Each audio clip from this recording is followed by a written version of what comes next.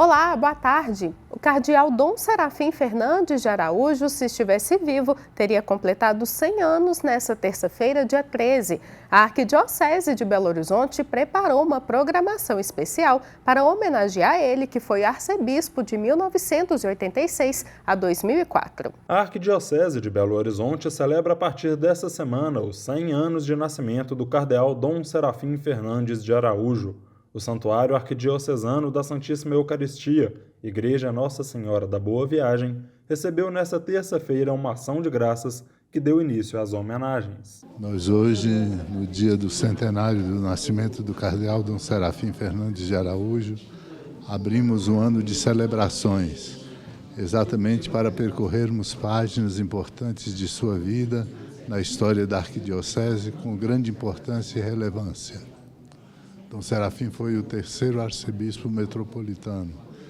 Aqui chegou como bispo auxiliar, foi bispo coadjutor, deu a sua vida por 50 anos nessa arquidiocese. Portanto, muita relevância e a nossa gratidão aprendendo muitas lições deixadas por ele. Dom Serafim, falecido em 8 de outubro de 2019, aos 95 anos, dedicou mais de meio século à Arquidiocese de BH, deixando um legado sagrado e eterno para a Igreja.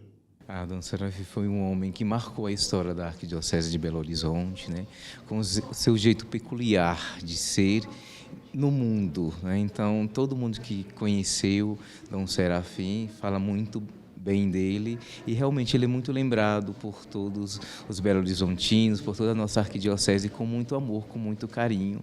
E ele foi uma pessoa ímpar, que com seu jeito, como eu já falei, marcou a arquidiocese de uma forma que acho que a grande maioria dos padres que já têm mais idade, todos foram ordenados por ele. Então, assim, ele deixou um legado muito bom para a Arquidiocese de Belo Horizonte e por isso, então, estamos aqui hoje, com esta celebração, dando início às festividades do seu centenário, que vai de hoje até dia 13 de agosto de 2025. A vida toda nós tivemos o Dom Serafim como a luz nossa, em tudo que precisasse, qualquer pessoa que precisasse dele, ele estava pronto. Então agora é só pedir a ele que nos olhe lá de cima, tem certeza que ele está lá. É uma relação muito próxima, muito afetiva, de muito carinho. A gente tinha muito respeito por ele, e ele pela gente também. Tinha os nossos momentos de brincadeiras, de muita alegria, mas era muito bom, muito bom. A ação de graças pelo centenário de Dom Serafim foi acompanhada por fiéis, familiares e sacerdotes. Quem ainda deseja prestar homenagem ao arcebispo emérito terá até agosto de 2025 para acompanhar as celebrações. Então tem muita coisa boa, que a Arquidiocese ainda está organizando. No primeiro momento pensou-se nesta celebração para ser esse marco. E logo em seguida, então, virão outras...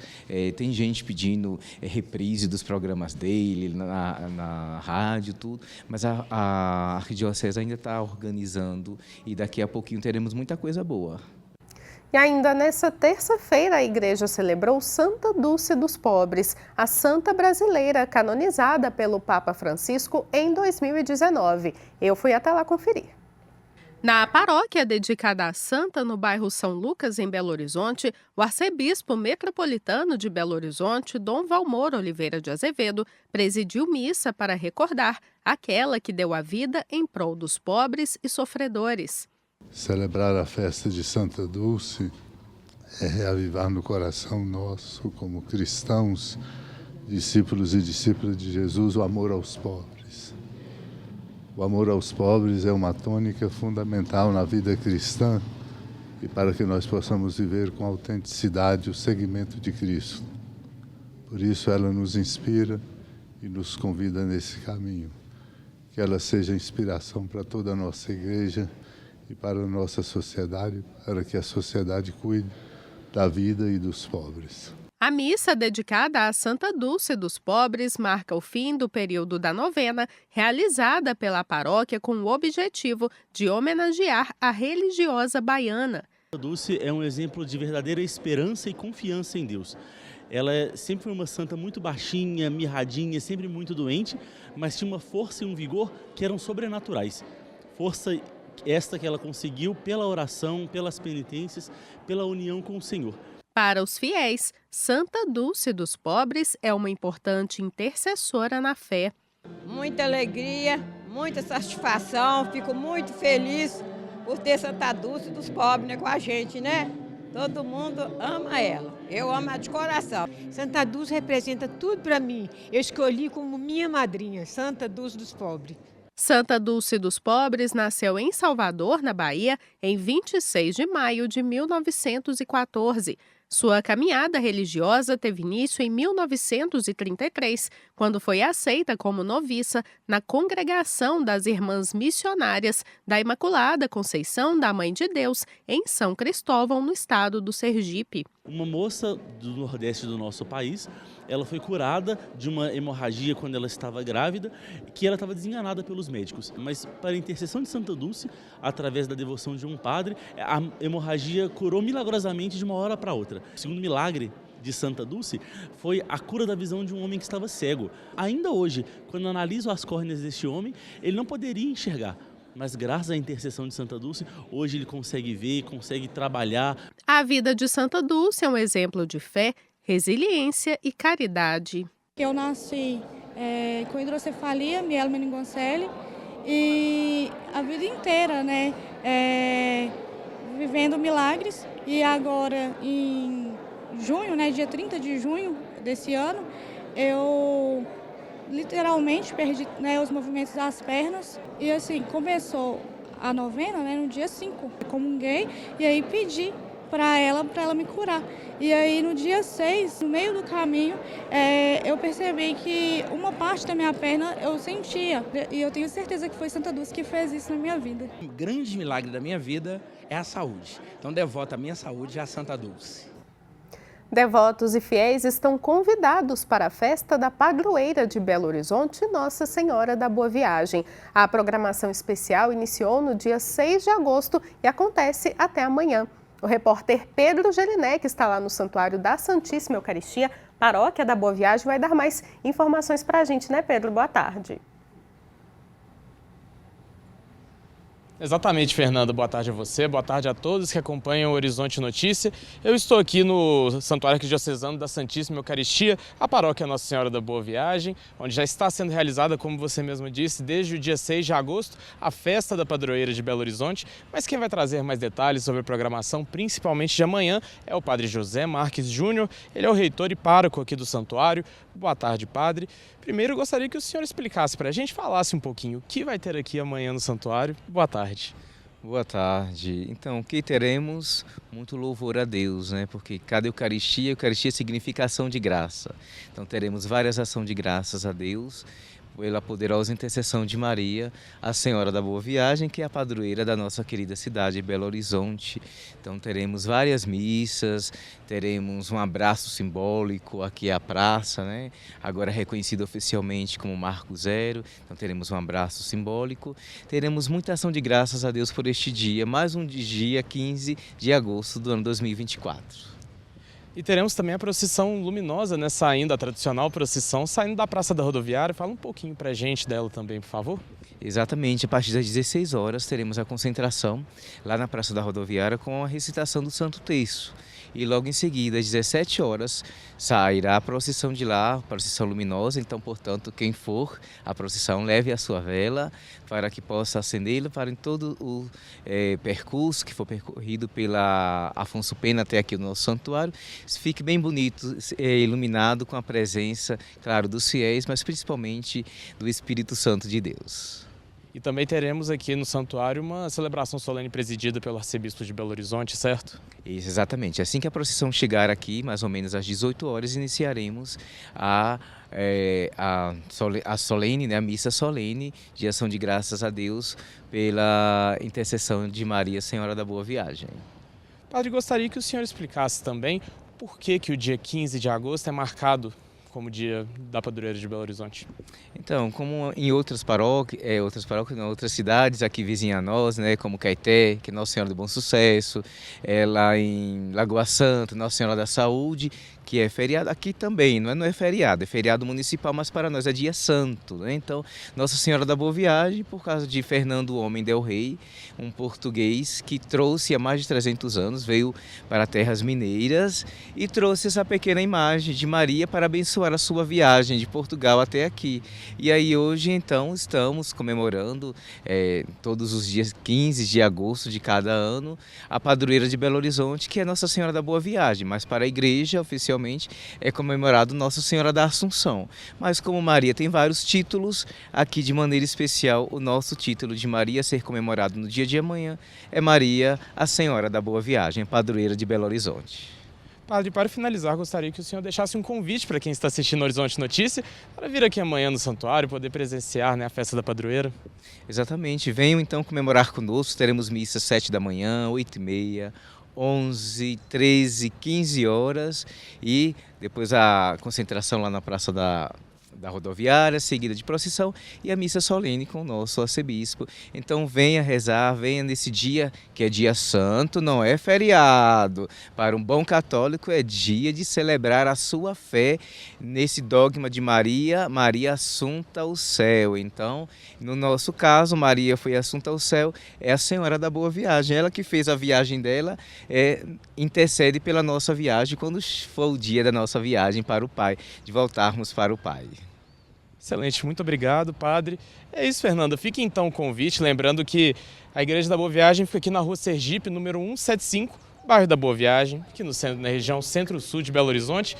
Volto com você aí no estúdio, uma boa tarde. Tá certo, Pedro. Muito obrigada pelas suas informações. Nesta quinta-feira, 15 de agosto, o SAGE, Secretariado Arquidiocesano das Juventudes e o VEAP, o Vicariato Episcopal para a Ação Pastoral, realizam uma peregrinação das juventudes ao Santuário Basílica Nossa Senhora da Piedade. A programação será recheada de fé, partilha e acolhida aos quase 4.000 peregrinos. A Cícera Botelho é coordenadora do SAGE e vai dar mais informações sobre o assunto, né, Cícera? Boa tarde. Queria que você contasse para a gente a expectativa para essa peregrinação. Olá, boa tarde, Fernanda, boa tarde a todos. Olha, a expectativa está altíssima, não podia estar maior. Nós estamos com a capacidade máxima já permitida pela Serra, alcançamos aí o número de 4.500 jovens. Então, é um encontro de irmãos, um encontro mesmo de jovens, onde nós vamos celebrar a Eucaristia, celebrar a vida, celebrar a caminhada feita até aqui neste ano das juventudes. E seguimos, né, com os jovens, a articulação, a rede de contatos, né, que vamos criando também com o acontecimento dessa peregrinação. Cícera, conta pra gente um pouquinho da programação, né, para esse dia tão especial. Olha, um grande destaque é a participação dos bispos auxiliares da nossa arquidiocese durante a subida. Então, nós teremos pequenos momentos de reflexão com cada um dos bispos auxiliares, dentro da temática, né, do Jovem, o Agora de Deus, que é o grande tema da nossa peregrinação. Então, ao longo da subida, teremos, claro, animação, espiritualidade, mas teremos também reflexões acerca da Cristo Vive, né, e de tudo que o Papa Francisco traz sobre as juventudes dentro dessa ideia do Jovem, o Agora de Deus. Mas nós temos também uma grande catequese lá, chegando lá no topo da serra, em frente à ermida. Teremos a celebração eucarística, teremos adoração ao Santíssimo, confissões, atividades culturais. Teremos também um momento específico para que cada peregrino visite, né, os espaços da serra, tire fotos e descansem também um pouco dessa grande programação, desse grande encontro nosso. Cícera, além disso, teremos também a presença do arcebispo metropolitano de Belo Horizonte, não é mesmo? Queria que você falasse da expectativa também, não só sua, mas de todos os jovens.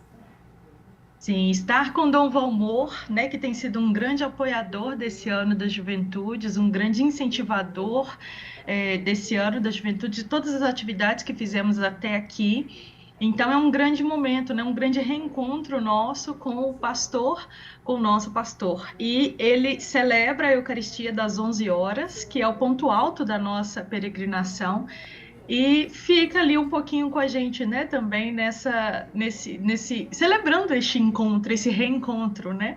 Com essa grande expectativa também de ver tantos jovens reunidos depois de tanto tempo, né? Ali na Serra da Piedade. Tá certo, Cícera, muito obrigada pela sua participação.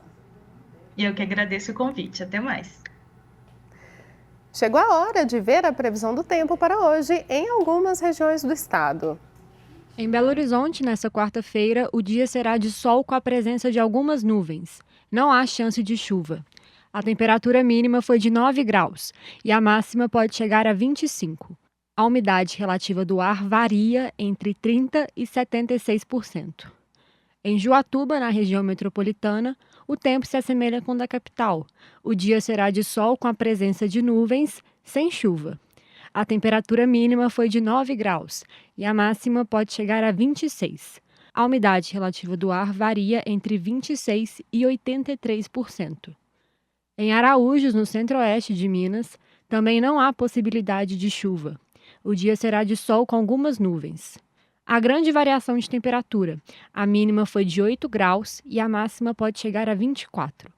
A umidade relativa do ar varia entre 26% e 77%. Animais da Escola de Veterinária e do Hospital Veterinário da Universidade Federal de Minas Gerais serão transferidos para a realização da etapa da Stock Car, que acontece de 15 a 18 de agosto em torno do Mineirão. O primeiro grupo de 7 cavalos foi transportado na segunda-feira e hoje serão mais 14 animais, entre eles vacas, bois, cavalos e cães. Os animais vão permanecer provisoriamente na fazenda de Igarapé, em outras escolas e hospitais e no sítio de um aluno de residência do Hospital Veterinário. Os animais silvestres e os cães e gatos que vivem no campus serão monitorados durante o período de maior impacto da corrida.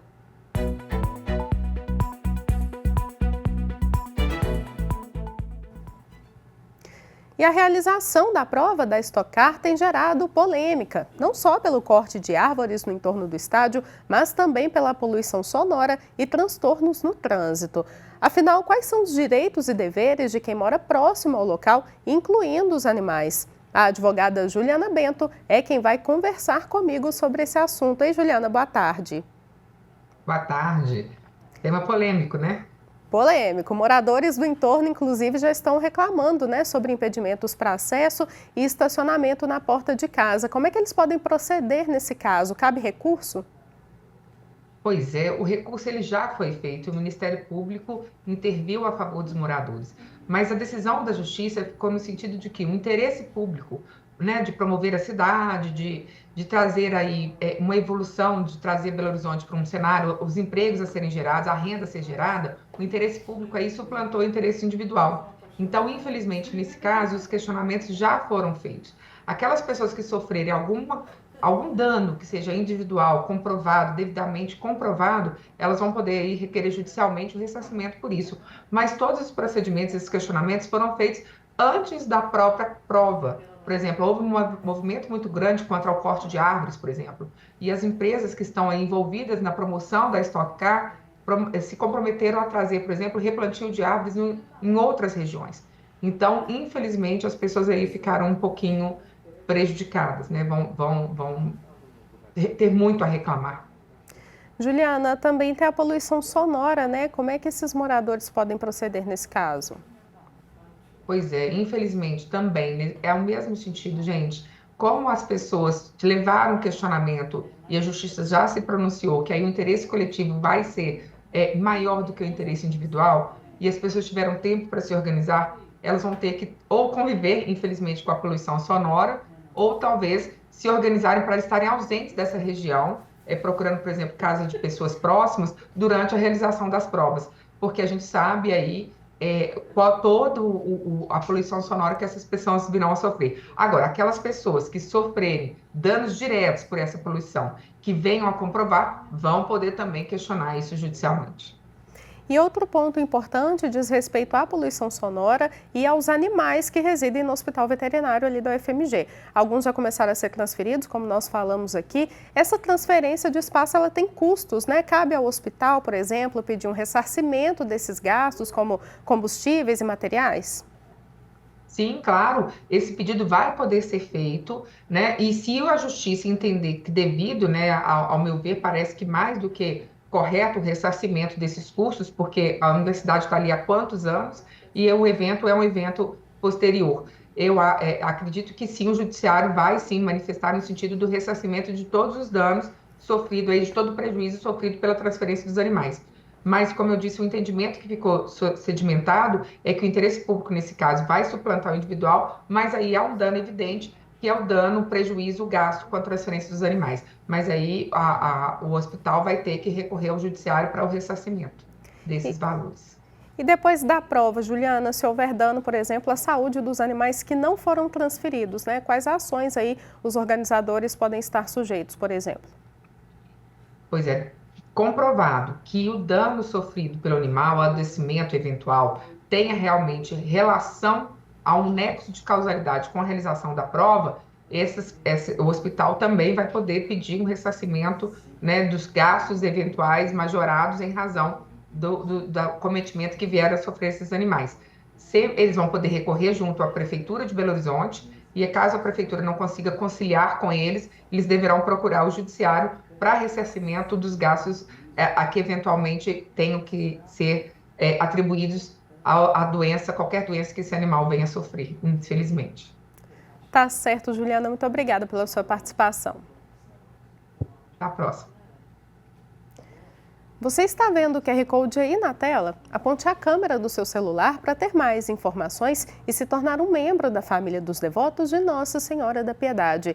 Essa família que ajuda no desenvolvimento dos projetos sociais da nossa arquidiocese, além da preservação do Santuário Basílica Nossa Senhora da Piedade. Nesse momento, nós estamos com 49% da meta de arrecadação para o mês de agosto. A sua ajuda é muito importante.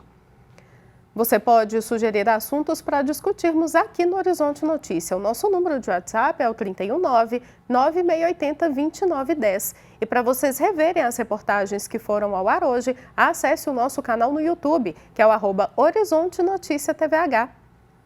Nós voltamos amanhã, 12:30. Fique com Deus. Até lá.